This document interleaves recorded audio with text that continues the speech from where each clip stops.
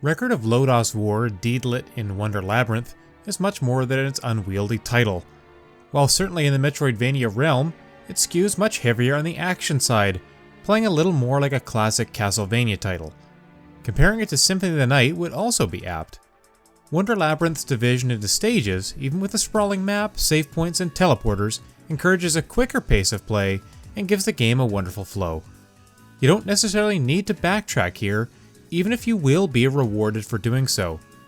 This flexibility combined with excellent visuals and thrilling action gameplay make for an early must-have title on Switch.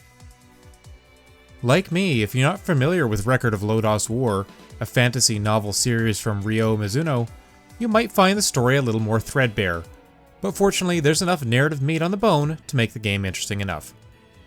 As the titular elf, Deedlit, you awaken a mysterious labyrinth with only a brief glimpse of Parn, an adventurer whom you're trying to reconnect with. Early rooms serve as a tutorial and introduce players to Deedlit's jumping and attacking, but two spirits you find during the opening minutes, one of wind and one of flame, grant Deedlit special abilities.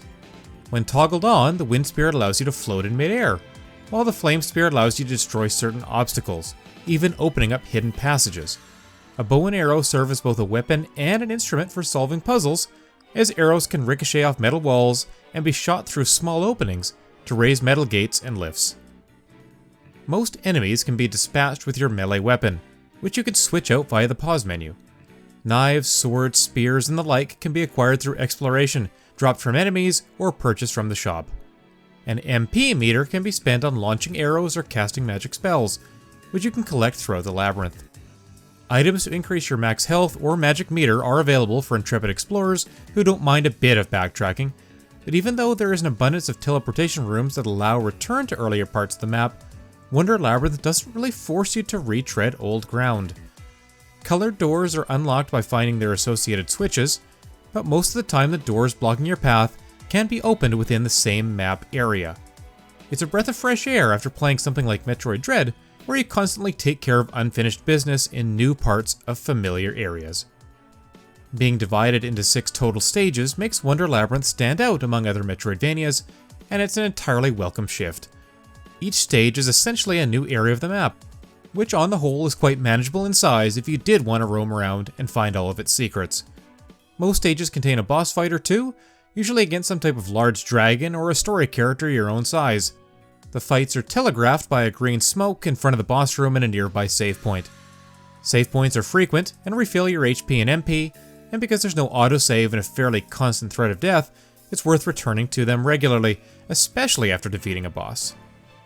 The boss fights make use of an additional function of the 2 aforementioned spirits possessed by Deedlit. When an enemy attacks with a blue projectile, switching to the wind spirit will nullify the attack. Any orange projectiles, like a dragon's fiery breath, can be blocked with the flame spirit. Other rooms in the labyrinth also feature orange and blue barriers that have to be passed through with the appropriate spirit, lest you want to lose a third of your health. Certain enemies will only take damage if you attack with the correct element equipped, so you'll be constantly switching between the two. Successful attacks with wind or flame will power up the other one, allowing you to deal more damage. If you can get either spirit up to level 3 in this way, your health will start automatically restoring. You'll power down and lose a level if you take any damage though, so it can be worth keeping one element level 3 during boss fights so that you can heal when needed. Aesthetically, Wonder Labyrinth shares that detailed 2D look of 32-bit pixel-style games, like PlayStation Classic Symphony of the Night. Although many of the environments have the same cavernous or dungeon-like look to them, the attention to detail makes the visuals stand out. The music isn't as memorable as some of its predecessors, but it works well enough with the enclosed spaces and the fantasy theme.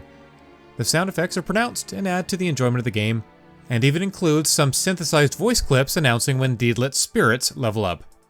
Funnily enough, performance is actually better in handheld mode, with some noticeable slowdown affecting the game when playing docked. Record of Lodoss War-Deedlit in Wonder Labyrinth is a very strong Metroidvania that plays more like a straight stage-based action game with exploration elements. I'd say this works to its advantage given the glut of genre entries that focus so much on returning to previously insurmountable obstacles with your newfound powers. The Deedlit doesn't gain too many new abilities, even though she does get stronger as the game progresses. Because enemies become more dangerous the further in you get, level ups don't always feel that meaningful. Instead, you need to find better swords or bows and power up your spirits to keep enemies at bay.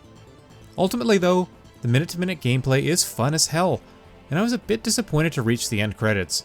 I'd gladly take another handful of stages right now, but I'll settle for working on 100% map completion. If you've been hoping for a little more combat and a little less walking back and forth between points on a map, Wonder Labyrinth would make a wonderful way to spend 5 or 6 hours. This video is made possible by our generous supporters on Patreon. Did you know that Nintendo World Report is funded directly by fans like you? When you support Nintendo World Report on Patreon, you get immediate access to multiple exclusive podcasts every month, exclusive Discord channels, an early look at select content, and more, all for as little as $1 a month. Check out patreon.com/NWR for all the details.